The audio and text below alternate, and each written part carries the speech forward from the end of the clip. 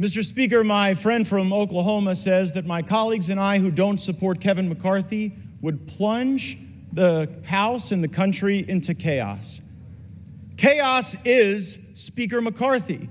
Chaos is somebody who we cannot trust with their word. The one thing that the White House, House Democrats, and many of us on the conservative side of the Republican caucus would argue is that the thing we have in common, Kevin McCarthy said something to all of us at one point or another that he didn't really mean and never intended to live up to. I don't think voting against Kevin McCarthy is chaos. I think $33 trillion in debt is chaos. I think that facing a $2.2 trillion annual deficit is chaos. I think that not passing single subject spending bills is chaos. I think the fact that we have been governed in this country since the mid-90s by continuing resolution and omnibus is chaos. And the way to liberate ourselves from that is a series of reforms to this body that I would hope would outlast Speaker McCarthy's time here, would outlast my time here, and would outlast either of our majorities. Reforms that I have heard some of the most conservative members of this body fight for, and some of the reforms that we've been battling for that I've even heard those in the Democrat caucus say would be worthy and helpful to the House, like open amendments, like understanding what the budget is. We have been out of compliance with budget laws for most of my life, most of many of your lives. And by the way, if we did those things, if we had single subject bills, if we had an understanding on the top line, if we had open amendments, if we had trust and honesty and understanding, there would be times when my conservative colleagues and I would lose, might be a few times when we'd win. There'd be times that we would form partnerships that might otherwise not be really predictable in the American body politic, but the American people would see us legislating. These last few days, we've suspended the momentum that we had established the week earlier, where we were bringing bills to the floor, voting on them, staying late at night, working hard. That's what the American people expect. It's something Speaker McCarthy hasn't delivered, and that's why I've moved to vacate the chair. I reserve. Gentleman's time is reserved. Gentleman from Oklahoma, Mr. Cole.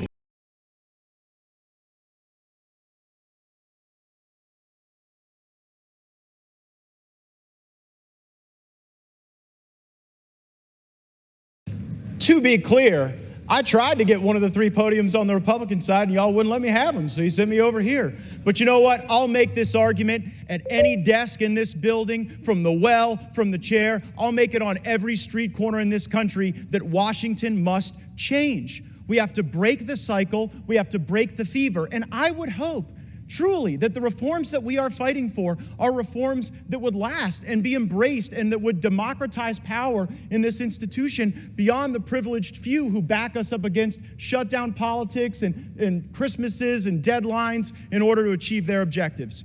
Mr. Speaker, high inflation is on the verge of bankrupting American families. Our economy is breaking in half. A typical American family can't afford to buy a house in 99% of U.S. counties. Inflation is stealing more than $700 a month from working Americans, nearly $9,000 a year. Kevin McCarthy is the Speaker of the House of Representatives, and he has failed to take a stand where it matters. So if he won't, I will.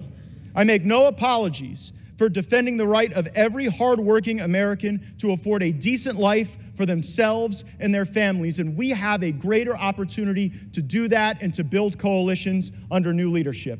We have to rip off the Band-Aid. We have to get back on a better course. And Mr. Speaker, I don't know how this vote's gonna go. Usually when a vote comes to this floor, it's pretty predetermined. And this one, I'm not so sure.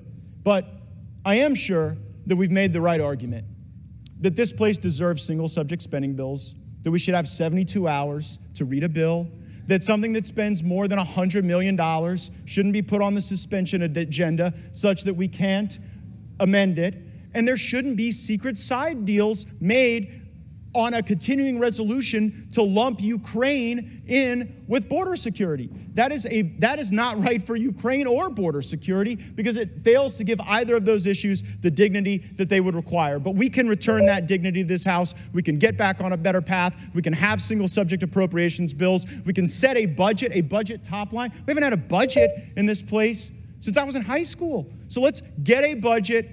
Let's get our act together. Let's get on with it. Let's vacate the chair, and let's get a better speaker. I yield back. Because the flag still stands for freedom, and they can't take